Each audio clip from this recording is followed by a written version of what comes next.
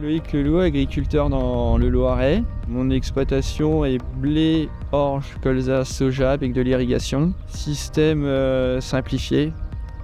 Je ne laboure plus depuis 2 ans. J'ai un 8S e-Power 265. Lui, il est destiné à la traction. Vraiment tout ce qui est travaux lourds, des chômages. J'ai le 8S 245.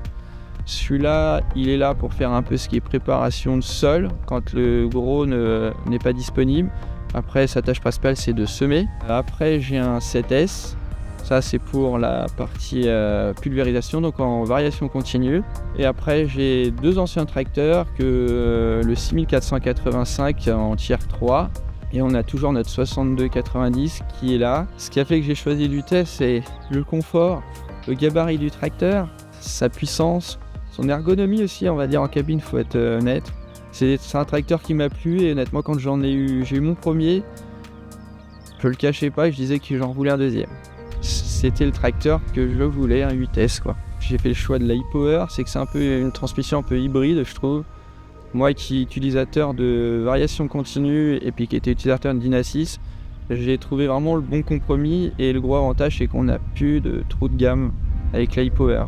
On peut la prendre en full power shift au champ si on est à l'aise et puis en mode route, en mode auto et qui se gère quasiment comme une variation continue. L'espace entre cabines c'est quelque chose paraît anodin. Sur le 7724 on n'avait pas cet espace là. J'ai compris tout de suite le pourquoi du comment ça a été fait. Il y a aussi une autre chose que j'ai trouvé utile, mais faire les carreaux. Pas besoin d'aller de l'autre côté, on se met sur le côté et on arrive à faire tout le carreau. Je l'ai remarqué à l'utilisation. C'est des tracteurs qui sont spacieux, je veux dire, on voit pas les heures passer dedans. Je vois, moi, ça a été une sacrée différence quand je passais de 7724 à celui-là. Je peux faire plus d'heures avec, j'arrive à la maison, je suis moins fatigué. Tous les tracteurs sont équipés au GPS, même le 6290. Je suis en RTK. Tous les passages sont figés au jour d'aujourd'hui.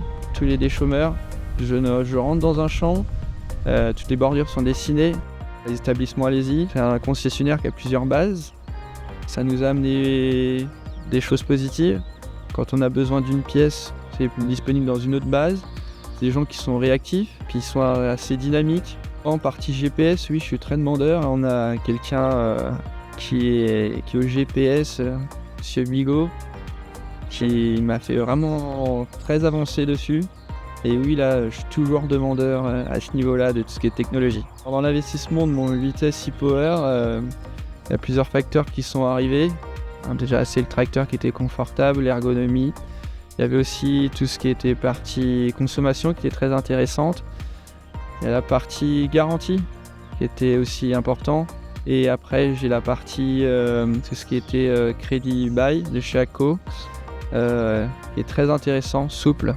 Ça m'a permis d'ailleurs même de recommencer 2 fois après. Et le design, oui, j'aime quand c'est beau. Là, ce tracteur-là, on le regarde 2 fois.